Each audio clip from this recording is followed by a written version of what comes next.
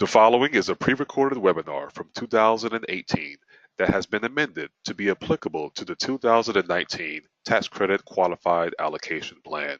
For more information on 4% tax credits, please visit mnhousing.gov.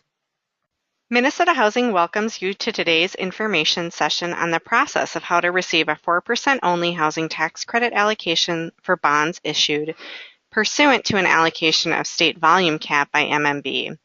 I'm Devin Pullman, a middle manager working with federal programs, including the tax credit program in the multifamily division. I'll be moderating today's session, including providing an orientation to the material staff have prepared to present today. While Minnesota Housing also offers tax credits competitively through the annual consolidated RFP process, today's focus is on securing 4% tax credits for bonds issued pursuant to an allocation of state volume cap by MMB. Shorthand, we call this 4% only. Section 42 of the Internal Revenue Code establishes a separate set of procedures to obtain housing tax credits through the issuance of tax-exempt bonds. Developers need to be aware of Minnesota Housing's Tax Credit Qualified Allocation Plan, as Section 42M provides that in order for a project to receive an allocation of tax credits through the issuance of tax-exempt bonds, the project must satisfy the requirements of the QAP, Qualified Allocation Plan. Developers should also be aware of tax credit sub-allocators and their respective QAPs, if the project is in a sub-allocator jurisdiction. We will cover this topic and sub-allocator locations in today's presentation. There are four main topics that staff have prepared materials to cover and present to you today. First, we've implemented new processes for developers to work more closely with us through an optional pre-application phase and after bond issuance, which we'll cover today.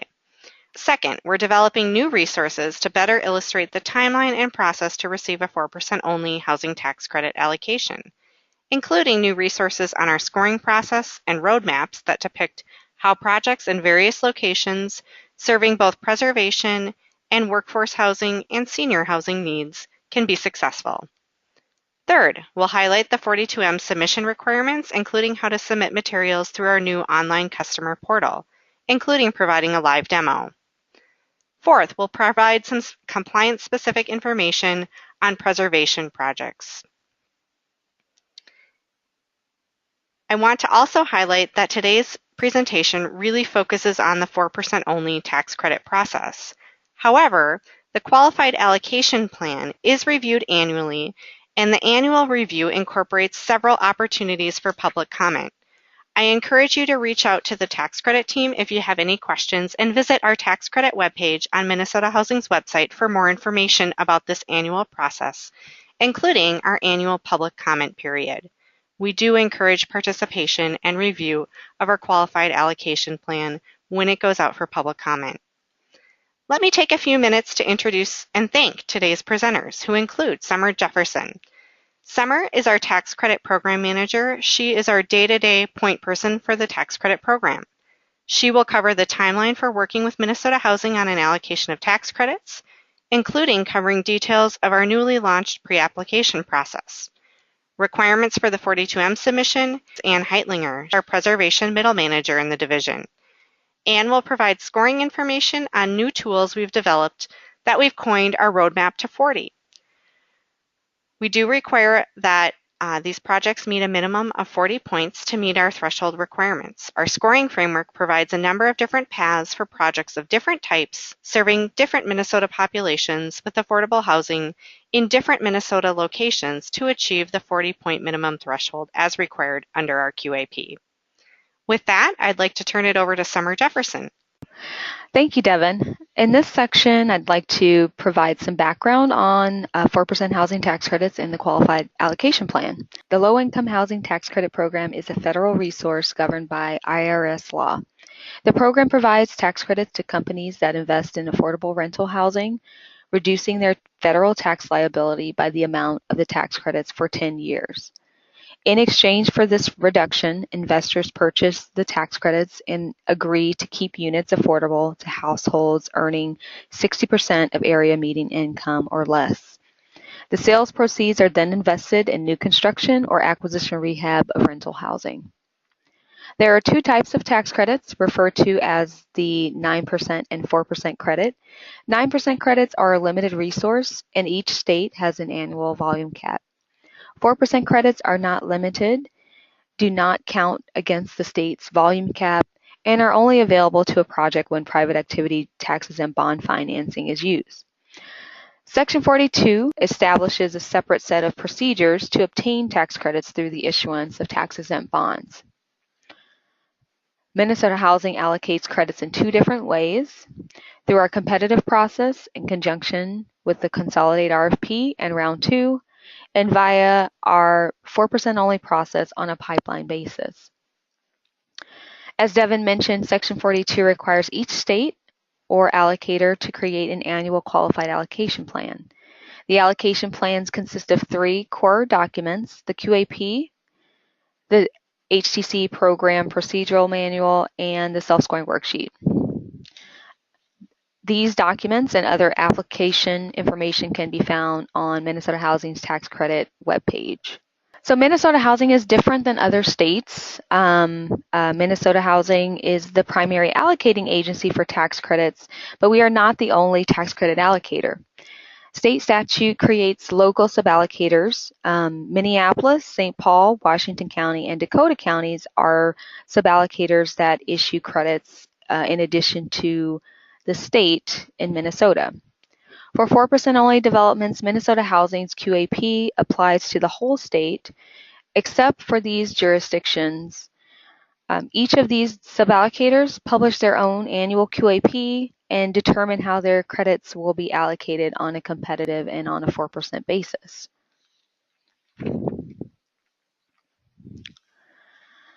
So what year QAP should you use? You should use the QAP in which the year in which the tax-exempt bonds were first issued for the project. That determines which QAP applies and the credits that will be allocated. The amount of the bond should be an amount sufficient to meet the 50% test. So for example, if you receive a partial allocation from MMB and the amount is not enough for you to meet the 50% test and be eligible for the credits, the second allocation and then the subsequent issuance will determine the QAP date. So what is the actual 50% test? This is an eligibility test required by Section 42. In order to be eligible for 4% tax credits, at least 50% of the aggregate basis of the building plus land must be financed by bonds subject to the private activity bond volume cap limits. A complete application must be submitted to Minnesota Housing prior to bond issuance. If you're closing on the real estate, the application must be submitted at least 6 weeks prior to the closing. This will allow time for analysis and processing. And if you are parking your bond, you just need to submit your application prior to that issuance. If you're not closing on your real estate, Minnesota will only do a preliminary review for completion. Once the development is closer to closing, the owner will submit additional updated documentation 6 weeks prior to closing. And that is when we'll do our thorough analysis and issue the preliminary determination letter.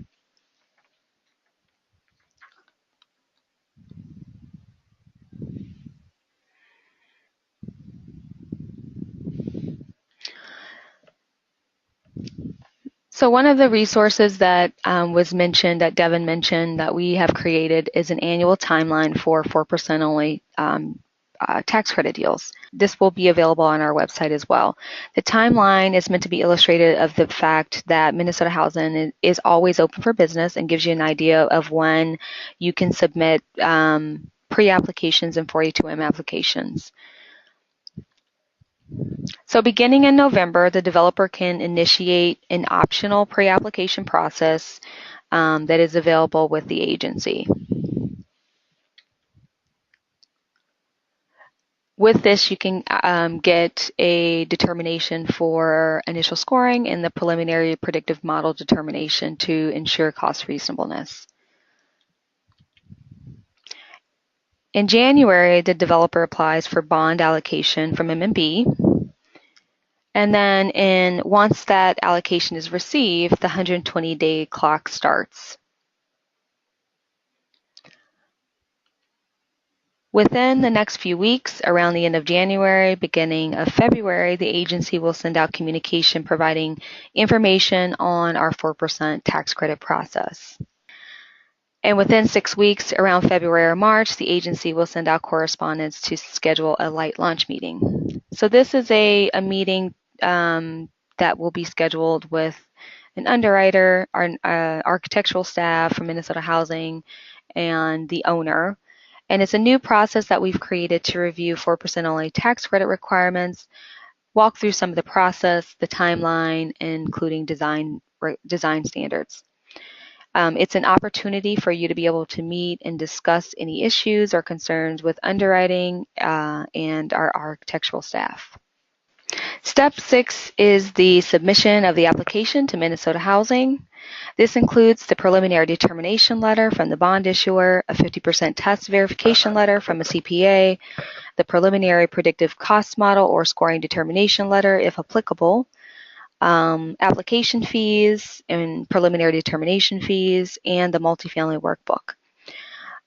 Starting this year, all 4% applications will be submitted via our new multifamily customer portal.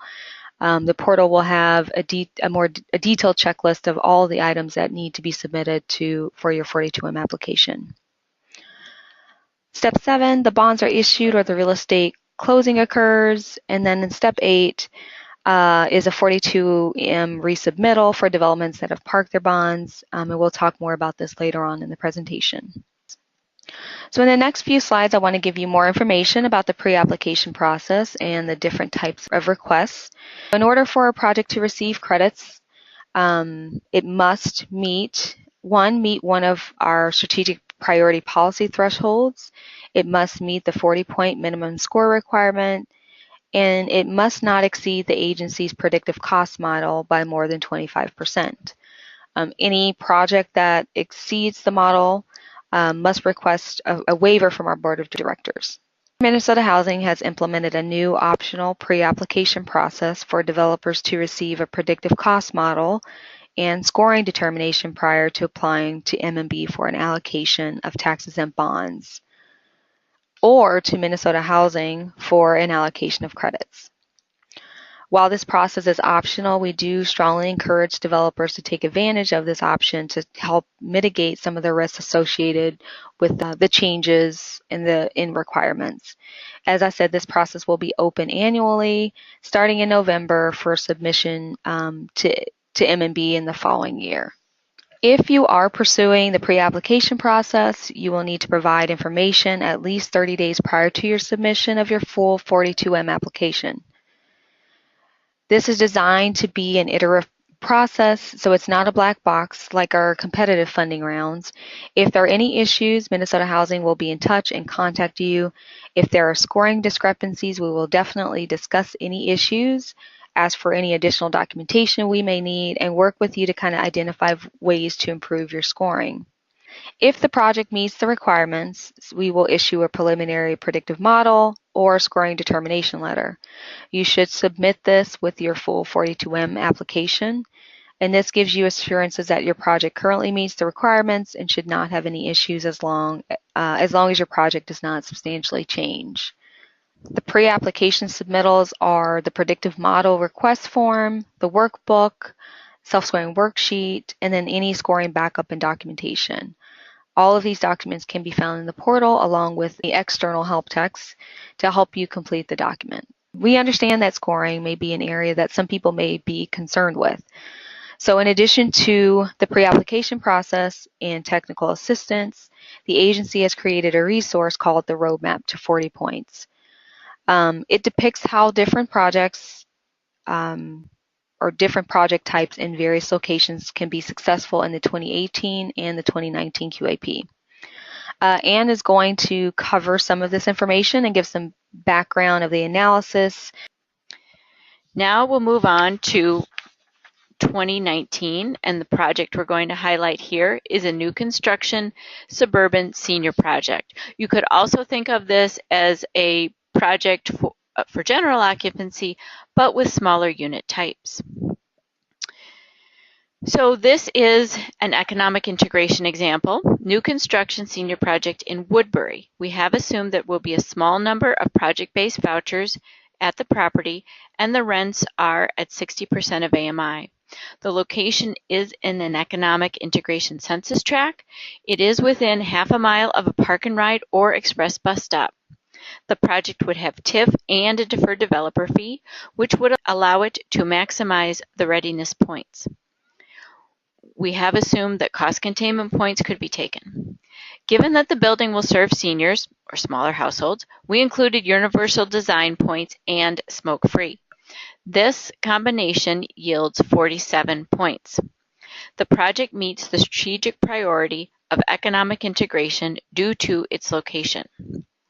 Other options for getting to 40 points could be minority or women-owned enterprises for 3 points, waiver of exercising the qualified contract, or lower intermediary costs, which would add 1 or 2 points.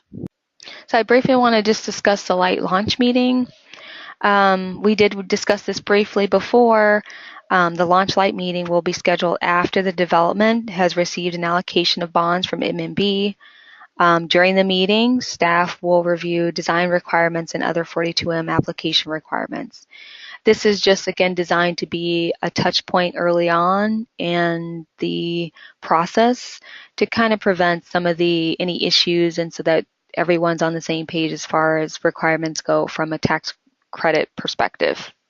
The 42M application submission is required for an allocation of 4% credits and an issuance of the tax credit preliminary determination letter, or what we call the 42M1.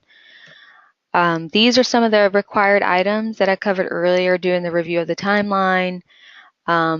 These would be submitted with your application. Again, the portal has a detailed checklist of all the required items to submit with your application. So in addition to the preliminary determination letter from your bond issuer and a 50% tax verification letter from a CPA, there's an application fee of $800 and a preliminary determination fee of 3.5% of the tax credit allocation. You also would need to provide evidence that you've received an allocation from MMB, along with the entire application checklist. I also want to note again that developments that are parking their bonds will have to submit an updated checklist via the 42M resubmittal phase. All of these submission requirements and items will be submitted via the multifamily customer portal. The portal eliminates the need for hard copies and allows you to submit documents and collaborate with agency staff from pre-application all the way to 8609. Even though this presentation is about processes related to 4% tax credits, we also wanted to highlight a requirement for preservation projects in Minnesota. In this case, preservation means project-based rental assistance, and this is compliance with 474A.047, which stipulates 3 conditions for using bond projects for any project of this type in Minnesota, regardless of either the bond issuer or the bond allocator. And it is the issuer's responsibility to ensure these requirements are met. Number 1, the owner must extend the contract or agreement for the maximum term possible. We've seen this accomplished in 2 different ways, either through the extension of a new 20-year Section 8 contract or through signing agreements or restrictions that require the contracts to be renewed for at least 20 years. Second, the amount of reserves to be maintained at the property. There's a calculation that looks at the outstanding mortgage balance, $5,000 per unit, or the amount of reserves that exist at the time of bond issuance.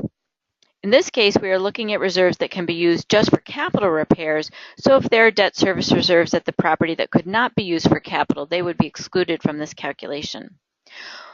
We most often see projects meeting this requirement through the existing reserve number being applied.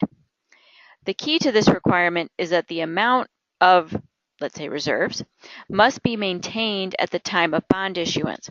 So reserves coming in during a third equity pay-in would not count towards this requirement. There are a variety of ways to meet this requirement. For example, for projects with HUD MAP loans, we could count the working capital reserve, which is funding funded at closing, and then confirm that there are sufficient funds coming in from future equity payments to meet the requirement once the working capital reserve is released. Third, we confirm that funds must be available to complete immediate repairs, which we view as critical items and those that must be completed in year 1. The process for demonstrating compliance with 4748.047 is to submit to Minnesota Housing the following documentation. An owner compliance statement. I can send you an example, and in the future this will be available on the agency website. The owner will provide documentation on the extension of the HAP contract, components of the reserve requirement, including evidence that this will be maintained at closing, such as a limited partnership agreement, information on the project's physical condition, scope of work, and the construction budget. I also request a recent project workbook. The compliance statement works best if you submit an initial draft, which later can be executed and put on letterhead once agency review is completed. We do see that this process tends to be iterative and more than one compliance statement is submitted. Once the compliance statement and documentation are approved, I will then send to the owner a draft agreement on the extension of the rental assistance and a draft agency certification on compliance with 4748.047 for review. Once they are finalized, both the owner and the agency execute the agreement, and the agency will execute the certification. These documents are then provided by the owner to the bond issuer. I ask that you submit these materials at least 3 weeks in advance of any closing. If you are issuing bonds and parking, this process must be completed prior to bond issuance. If you have any questions, my contact information is on the slide. This concludes our presentation on 4% credits with bond allocations. We appreciate your time and attention and look forward to working with you in the future on your projects. Thank you.